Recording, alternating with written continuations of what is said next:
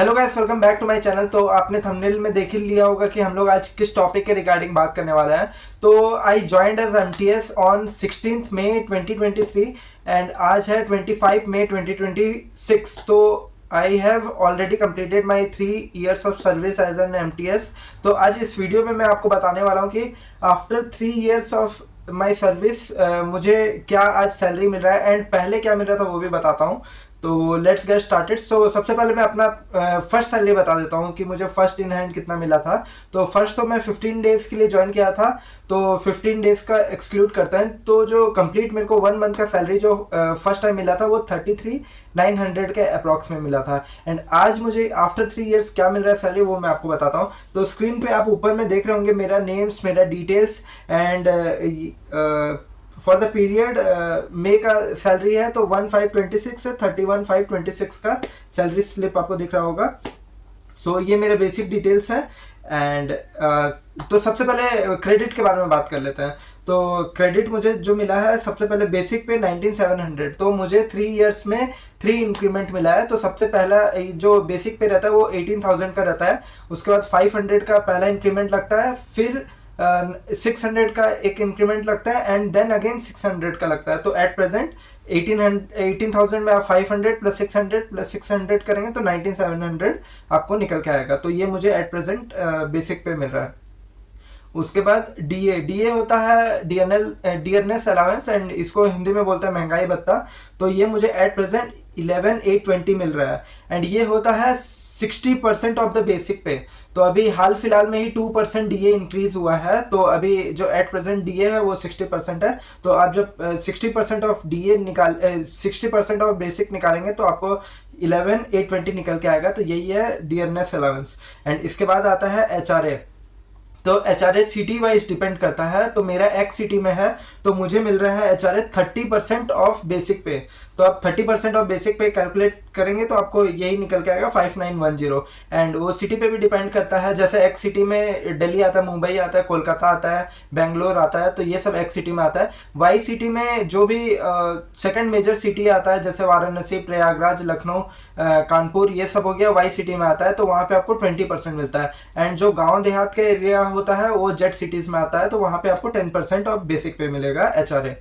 इसके बाद transport allowance, ये थोड़ा कॉम्प्लिकेटेड है आपको समझाना। बाकी अगर मैं इसको आसान शब्द में बोलूँ तो ये है 1350 एक फिक्स अमाउंट है एक्स सिटी के लिए, मैं बता रहा हूँ 1350 प्लस 60% ऑफ 1350।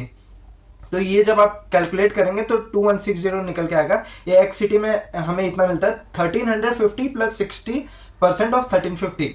एंड अगर वाई सिटी या जेड सिटी में है तो वहाँ पे सेम आपको ट्रांसपोर्ट अलाउंस मिलेगा 900 प्लस 60% ऑफ 900। जितना भी कैलकुलेट करके आपका आएगा तो वही आपको ट्रांसपोर्ट अलाउंस मिलता है। एंड एच पी सी ए ये बहुत कम ही डिपार्टमेंट में मिलता है। जो भी ministry of health and family welfare के अंडर में आते हैं उनको एच पी सी ए मिलता है। ये बेसिकली एक अलाउंस है जो जिसका फुल फॉर्म है हेल्थ पेशेंट केयर अलाउंस। तो दूसरे डिपार्टमेंट में दूसरा अलाउंस हो सकता है, जैसे सीबीआई में रिक्स अलाउंस मिलता है, हमारे में एच पी सी ए मिलता है। बाकी 99% ऑफ द डिपार्टमेंट में कोई अलाउंस नहीं मिलता है। ये कुछ डिपार्टमेंट है जहाँ पे अलाउंस मिलता है। तो ये हम लोग को हर मंथ मिलता है 5,125 रुपीज़। ये पहले जब मैं ज्वाइन किया था 4,001 था, 4,100 था, अभी ये इंक्रीज होकर 5,125 है। तो टोटल एमोल्यूमेंट जो मेरा अकाउंट में मतलब टोटल जो मुझे मिला है वो 44,715 रुपीज़। एंड अब बात करते हैं जो भी रिकवरीज के बारे में, जो भी डिडक्शन है। तो सबसे पहले आपको CGE-GIS दिख रहा है। तो CGE-GIS एक टाइप ऑफ इंश्योरेंस है जिसका डिडक्शन ओनली 30 रुपीज़ होता है एंड ये आपको रिटायरमेंट के बाद कुछ लम सम अमाउंट मिलता है। एंड उसके बाद है EMP टायर 1, तो ये है NPS डिडक्शन। ये आपको आपके सैलरी में से 10% ऑफ बेसिक प्लस DA जो भी आपका अमाउंट बन रहा है वो आपका डिडक्ट होगा। प्लस इसमें गवर्नमेंट भी कंट्रीब्यूट करती है 14% of your basic plus DA. जो भी होगा दोनों अमाउंट, आपका अमाउंट एंड गवर्नमेंट का अमाउंट मिला के जो भी आपका अमाउंट बन रहा है वो आपके एनपीएस अकाउंट में चला जाएगा एंड आपको ये रिटायरमेंट के बाद मिलेगा। उससे पहले भी आप निकाल सकते हैं, वो किसी और वीडियो में आपको मैं क्लियर करूँगा। बाकी इतना समझ लीजिए कि ये आपका वन टाइप ऑफ पेंशन ही है। एंड इसके बाद है CGHS डिडक्शन। तो ये ऐसा नहीं है कि मैं CGHS में हूँ तो मेरे ही डिडक्शन हो रहा है, ये सारे ही डिपार्टमेंट में डिडक्ट होता है। एंड ये आपके लेवल पे भी डिपेंड करता है, जैसे लेवल 1 to 4 का शायद 250 है, एंड उससे अबव में जाएंगे तो ज़्यादा है डिडक्शन। तो ये बेसिकली है मेडिकल फैसिलिटी का, अगर ये आप अपना डिडक्ट करवाएंगे तो आपको सारा मेडिकल फैसिलिटी फ्री में मिलेगा।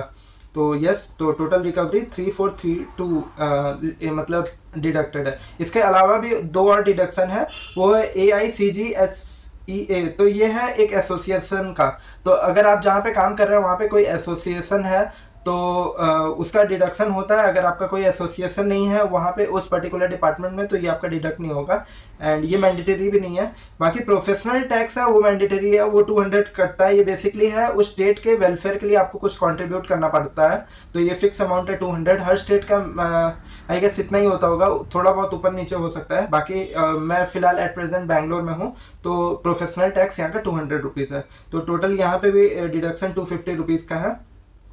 तो बाकी ये सब ये क्रेडिट एंड डिडक्शन के बाद जो मेरा इन हैंड सैलरी इस मंथ आया है, मई के मंथ में 2026 में 41,033, मतलब मेरा फर्स्ट सैलरी था 33,900, अप्रॉक्सीमेटली 34,000 के अराउंड।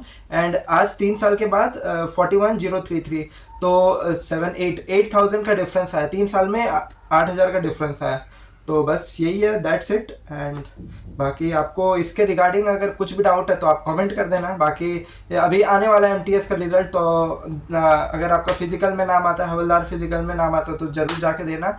एंड कोई भी MTS के रिगार्डिंग या फिर किसी एग्जाम के भी रिगार्डिंग, SSC एग्जाम के रिगार्डिंग डाउट है तो नीचे कॉमेंट कर देना। एंड मिलते हैं किसी और वीडियो में, तब तक के लिए थैंक यू, बाय बाय।